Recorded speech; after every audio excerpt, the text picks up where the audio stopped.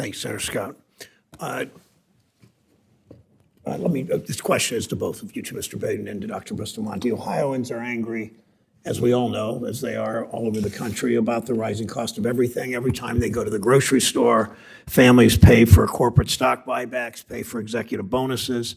As prices increase, so do profits. Corporate profits climbed to record highs at the end of 2023, are projected to keep climbing through 2024.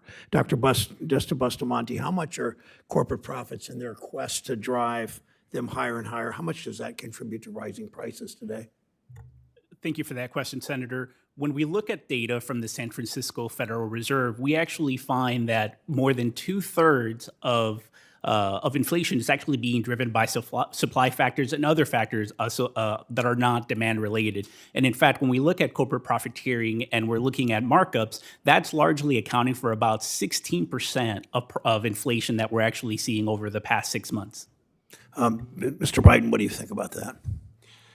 Our own analysis, Senator, at Groundwork has found that in the second and third quarters of 2023, corporate profits drove over half of inflation, about 53% of inflation. Just as a point of comparison, over the last 40 years before the pandemic, profits drove just 11% of inflation. And I think what's interesting over this period is that although consumer prices have risen, the price of inputs has gone down, and also the labor share of income has gone down. And so there's still plenty more of savings to pass on to consumers, but there's also plenty more to share with workers.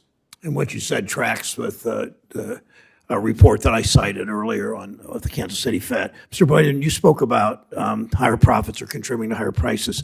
We've seen companies now raise prices, as you know, and shrink their products while charging people the same price or even raising the price. This means people are either buying less of the things they need or paying more or both.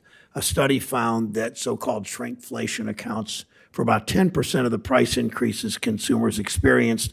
Consumers really don't know how much their money is getting them. Could you provide other examples of how corporations use so-called shrinkflation to make it harder for consumers to find the lowest price? Absolutely, Senator.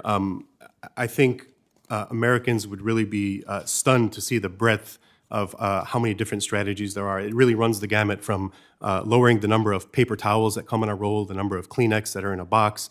It could be increasing the indentation of a drink so that it's, so that less liquid could go inside. It could be discreetly reducing the amount of dish soap in the bottle. And so really, there's all sorts of creative ways. I would also add that in addition to shrinkflation, there's also a practice known as skimpflation, which involves degrading the quality of those products while keeping the price the same.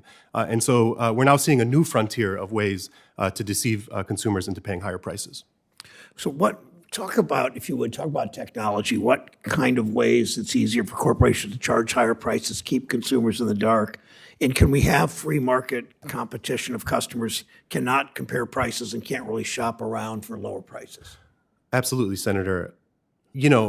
Pricing, as I said, was a fairly simple formula. It took into account the cost of materials, the cost of labor, and some rudimentary analysis about what your competition was up to.